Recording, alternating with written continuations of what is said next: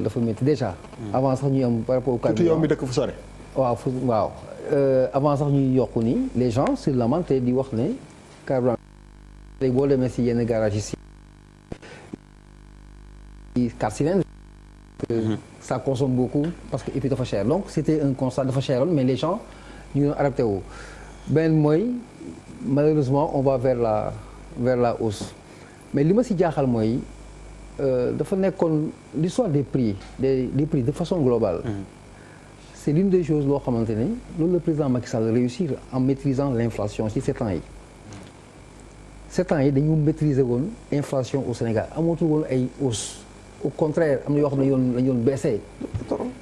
finalement da nga demoon ba am yaakaar que ne sa poche day gën a woyof mais boo demee ba aujourd'hui tu te retrouves avec une réalité d'augmentation ça pose problème benn mooy pour revenir sur ce qui a fait l'actualité un temps soit peu moom mu nécessité juge mu ngi koy soulever léegi l'histoire de la trésorerie boobu ñuy wax moom un communiqué d'information bu jógee ministère des finances di wax ne il n'en est absolument rien c'est là où on a précisé les 100 milliards ñuy wax ne ils avaient benn genre une sorte de réserve et là je crois que l'économiste va nous éclairer de 300 et quelques milliards boo xamante ne État du Sénégal prévoir woon na ko par rapport à beaucoup de choses donc li ñuy wax ça n'a rien à voir avec la réalité maintenant man sama question essentielle je suis pas économiste mooy 300 et quelques milliards yooyu nga xamante ne on l'a dit dans le communiqué du ministère des Finances est-ce que c'était pour ay paiements salaires fonctionnaires est-ce que c'était pour des urgences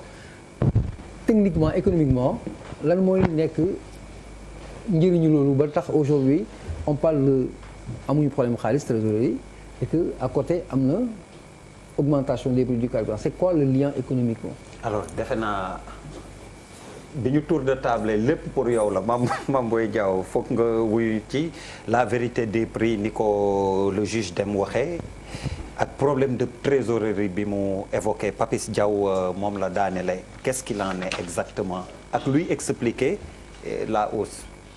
bon maintenant li ñu wax bëri na de. li ñu wax bëri na waaw léegi nga jéem a bennal. mais ma jéem a bennal bi ci njëkk mooy li Ibrahima wax mooy sur les questions de tension budgétaire xam nga en fait. tey am na wala amul. non bu amoon dama koy wax rek moom mun nga tey nga jël datu tey. nga comparer ko exécution budgétaire N-1 maanaam daaw.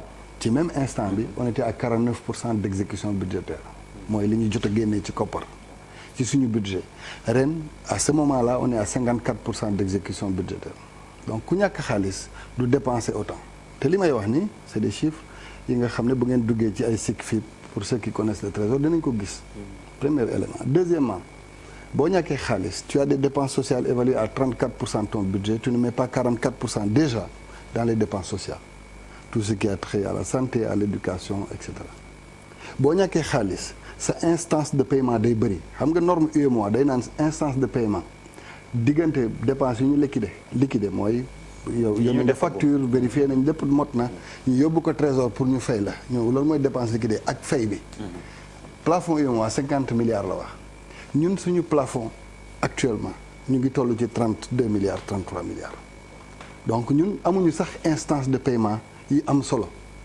donc man damay bàyyi sénégalais yi ñu juger parce que tamit bu ñuy wax dañ koy teg ci ay chiffres yu leer je dis encore une fois je le maintiens on peut pas avoir des tensions budgétaires nga exécuter sa budget plus que li nga exécuter woon daaw ci même période munoo tamit exécuter say dépenses sociales ba mu weesu li nga sax calculer woon ci même période bi te munoo tamit am ay bor instance de paiement yi nga xam ne tey mu ngi ci presque ay 32 milliards fekk nag plafond bi sax 50 milliards la bu ñu eggoon foofu sax ñu ne waa jege nañ plafond yooyu mois te loolu kenn mënu ko weddi donc man c'est un faux débat pour moi maintenant la vérité des prix il faut qu'on en parle. hausse carburant bi lu ko waral.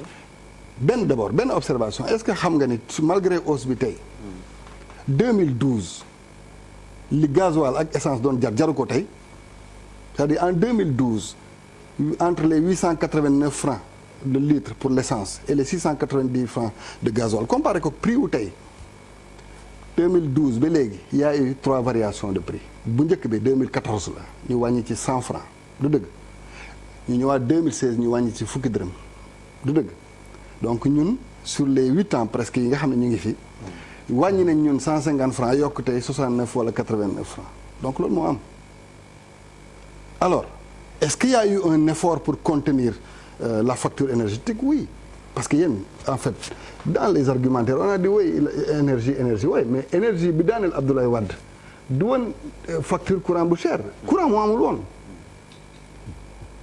Donc, attends, les coupures nous ont trouvés ici. Les émeutes de Pikine, de Guédiawaye, c'était pas parce que le courant était cher. Pas d'argent pour acheter le courant qui coûtait trop cher.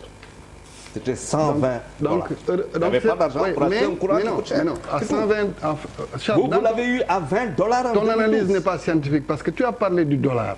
Alors que le dollar a renchéri entre 2012 et aujourd'hui de presque de 150 francs. Charles. Mais dans quoi tu dis hausse du prix du baril, hausse du prix du dollar. Par rapport au CFA, mais prends les deux angles d'analyse nga boole ko ci analyse.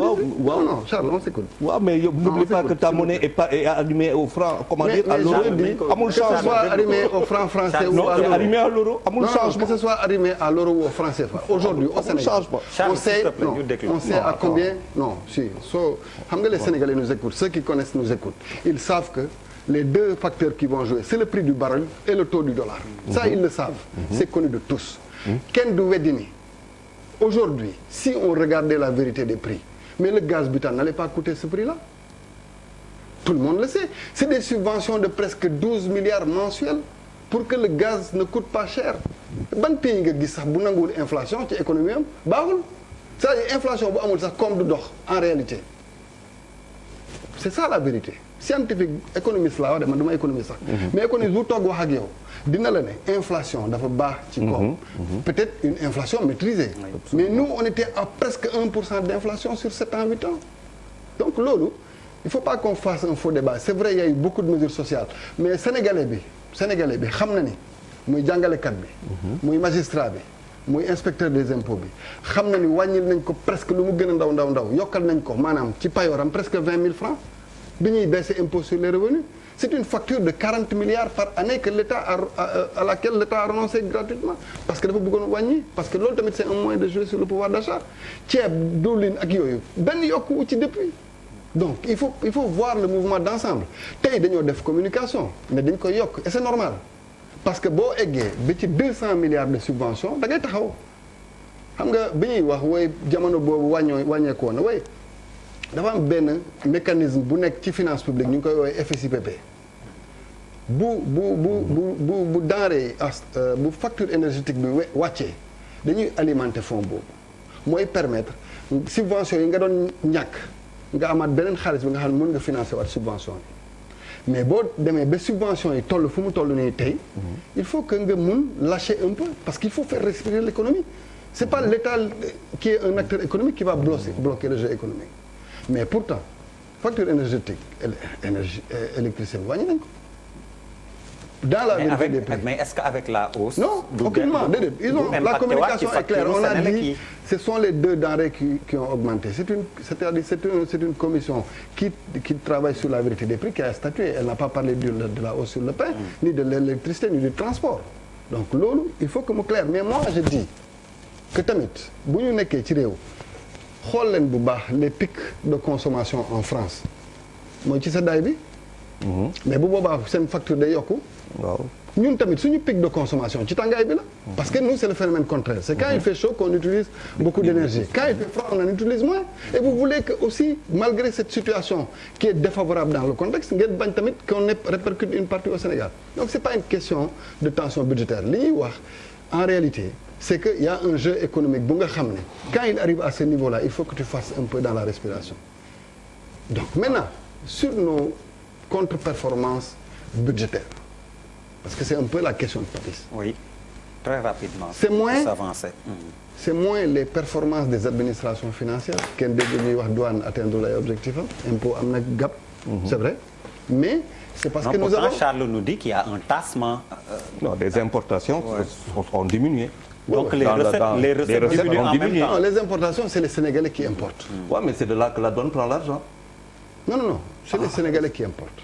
Et la douane prend de l'argent chez les Sénégalais qui importent. Non, que les Sénégalais importent ou pas n'est pas un facteur de performance de notre politique. Mais l'économie sénégalaise vit sur ça. Il faut qu'on se comprenne. Mais je pense aussi qu'il faut dire les choses aussi. Non.